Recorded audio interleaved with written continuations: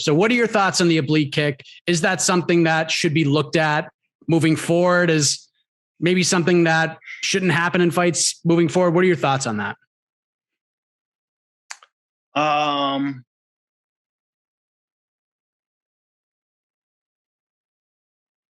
I don't really care for the technique, but it's a good range finder, and it's good for keeping distance. Now, where it becomes difficult is when people use it offensively, and it becomes even more difficult if both people decide to use it. Now you have effectively a stalemate. Both people are keeping a range that isn't going to be really conducive to action.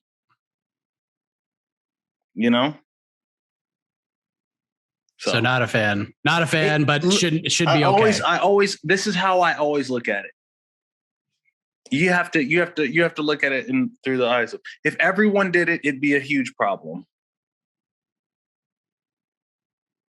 So the rarity of it kind of makes it to the head.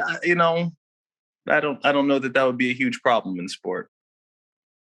It's a weird thing, right? Because now everyone's talking about it, and there's different sides of it. It's very bizarre. Right. But you're okay with the technique. You confirmed something that I thought. There was talk about it already at the gym this morning, and I didn't watch the fights this weekend. So I knew that something had happened. I wasn't sure what. Yeah, it was pretty brutal. It was bad. You're just like, ooh, and it was perfectly timed. Just nailed it. You went down in a heap, and yeah, it was bad. So yeah, I mean, you've been around for a while. I wanted to get a wily vet, a former champion's sort of opinion on the move, since, I mean, you've probably seen it and felt it yourself, right? Yeah. Not fun. Yeah. You got to protect yourself against everything. Unfortunately, not a fan of that technique. Game on. I think that, a shin to the face, is much worse than torn ACL. I've had my leg torn apart in a fight with, torn my ACL and a bunch of other ligaments and cartilage and all that jazz from a leg lock. And I think it should be legal. I think that's part of the game, and I think it's a dangerous game. But I would rather have a torn ACL than massive head trauma where I forget some of my childhood memories. No, they should never be allowed that in the very beginning. Johnny Bones Jones did it a while ago, and I was like, that's not correct. You shouldn't do that. You're going to blow someone's knee out by doing that. So hopefully the UFC will make a precedence by taking that out. I think that's wrong to do, because you end a person's career by blowing out their ACL, MCL, PCL, meniscus. I mean, you'll blow out a whole knee by doing that, and I think that's wrong. You got to look at the safety of the fighters, of their future. I mean, they want to make a career of this event, and all of a sudden you're doing something, an oblique kick, you call it. That's just something you don't want to do. That's wrong. You're going to blow a guy's knee out completely, and I've had 2 ACL replacements with my knee, and that's not nothing fun to come back from. I'm not sure what the rules even say about the oblique kick, because I remember, I think it was Jimmy Horn basically said that kind of strike wasn't supposed to be. There was like a rule against it. I don't look into the rules. It is what it is. I just say protect yourself at all times, and I don't know. It's part of the sport, so you better be ready. Are you a fan of the technique? Is that, I mean, I don't use it because I don't think it's not something that I want to do. It's just not because I don't think it works, just because